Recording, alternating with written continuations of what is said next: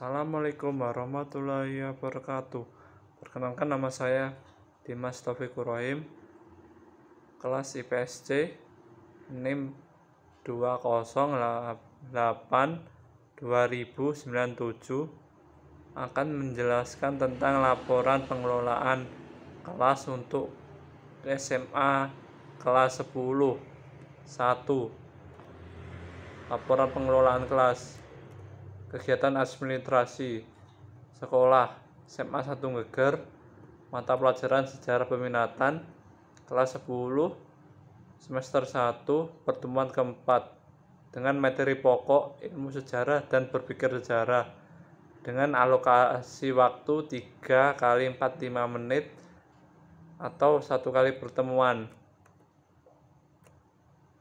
A. Tujuan pembelajaran. Melalui penayangan gambar, peserta didik mempunyai keberanian untuk mendeskripsikan fiksi atau mitos dalam sejarah. 2. Melalui tanya jawab, peserta didik memiliki rasa percaya diri untuk menjelaskan sejarah sebagai fakta atau peristiwa. 3. Melalui diskusi, peserta didik dapat kerjasama yang baik sehingga menyebutkan ciri-ciri sejarah sebagai ilmu. 4. Melalui diskusi, peserta didik dapat menghargai pendapat yang berbeda tentang sejarah sebagai kisah. 5. Melalui diskusi, peserta didik dapat membandingkan sejarah sebagai ilmu dengan sejarah sebagai seni. B. Kompetensi dasar. Menganalisis sejarah sebagai ilmu peristiwa, kisah, dan seni.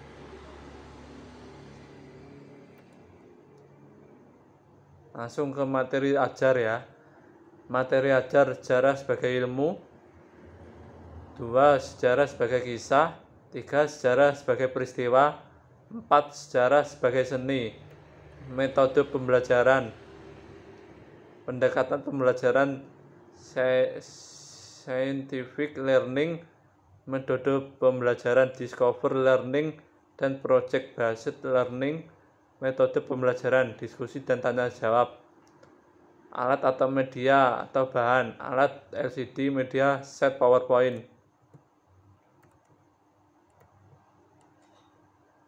Oke, baiklah.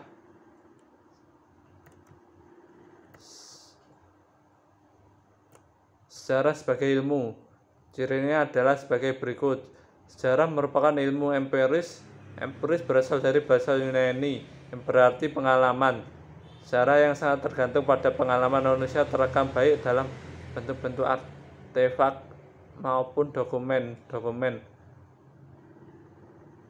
Artefak dan dokumen yang merupakan data tersebut diteliti oleh sejarawan untuk menemukan fakta, kemudian diinterpretasi untuk dibuat dalam bentuk tulisan sejarah. Misalnya Bung Karno dan Bung Hatta membacakan proklamasi sebagai data dan kita menafsirkannya menjadi fakta, di mana Indonesia merdeka pada tanggal 17 Agustus 1945.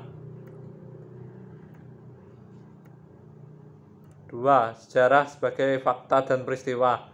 Sejarah sebagai fakta dapat didefinisikan sebagai suatu unsur yang dijabarkan baik secara langsung maupun tidak langsung dari dokumen atau sumber sejarah setelah melalui serangkaian pengujian dan kritik. Fakta merupakan bahan utama yang digunakan sejarawan untuk menyusun suatu cerita atau menganalisis sejarah. Pada hakikatnya, fakta itu merupakan suatu konstruk yang dibuat oleh sejarawan sehingga mengandung faktor subjektivitas.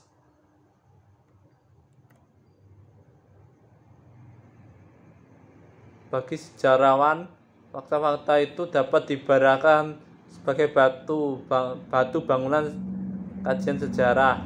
Adalah suatu yang mustahil untuk memahami dunia tanpa fakta, karena tanpa adanya fakta-fakta itu kita tidak dapat mendapatkan gambaran tentang kejadian atau individu di masa lalu. 3. Sejarah sebagai cerita atau kisah. Sejarah sebagai cerita atau kisah adalah peristiwa sejarah yang diceritakan atau dikisahkan kembali sebagai hasil rekonstruksi ahli sejarah terhadap sejarah sebagai peristiwa.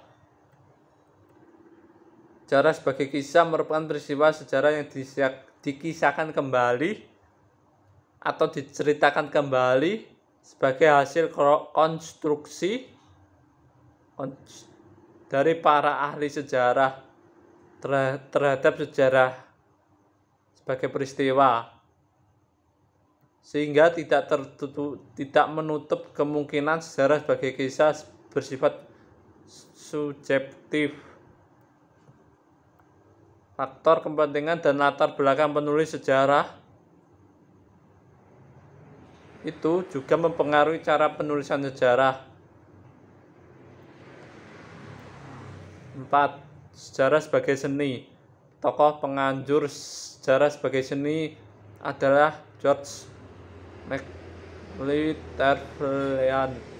Menurut Trevelyan, menulis sebuah kisah peristiwa sejarah tidaklah mudah karena memerlukan imajinasi dan seni. Dalam seni dibutuhkan intonasi, emosi, dan gaya bahasa. Sejarah dapat juga dilihat sebagai seni seperti halnya seni. Sejarah juga membutuhkan intuisi, imajinasi, emosi, dan gaya bahasa. Setiap langkah yang harus dikerjakan oleh sejarawan memerlukan kepandaian dalam memutuskan apa yang harus dilakukan.